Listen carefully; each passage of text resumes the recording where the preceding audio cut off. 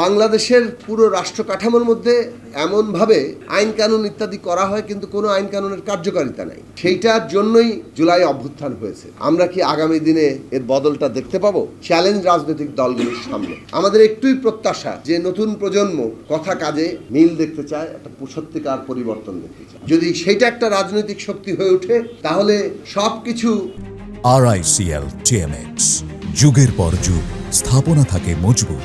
নতুন কিছু মোড়ক দিয়ে পুরনো জিনিসেই চলবে, এই যে একটা রাজনৈতিকভাবে এক ধরনের গোপন আত্মবিশ্বাস বড় দলগুলোর মধ্যে থাকে, সেইটার পরিবর্তন ঘটবে। এটা খুব জরুরি।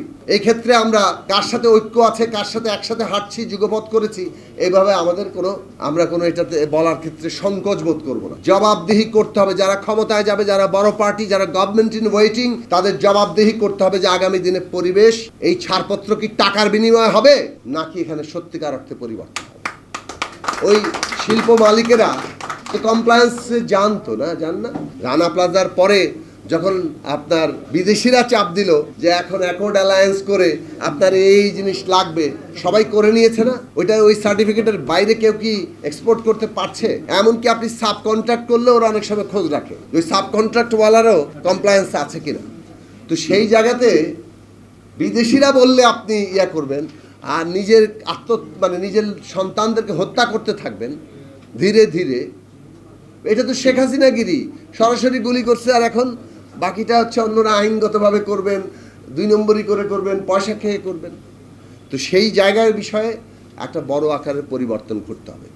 আমরা ভেবেছিলাম যে অন্তর্বর্তী সরকার এসব ক্ষেত্রে কতগুলো সিগনেচার ওয়ার্ক করবে, তারা এমন কিছু রেখে যাবে যেটার মধ্যে দিয়ে একটা বড় ধরনের সমাজে আলোড়ন তৈরি হবে।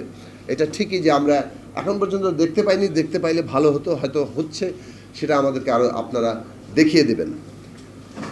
একই কথা আমাদের সব ক্ষেত্রেই বলা যায়, বায়ু দূষণ, শব্দ দূষণের ক্ষেত্রে, যত ধরনের মাটি, পানি, প্রকৃতি, আমাদের কৃষি।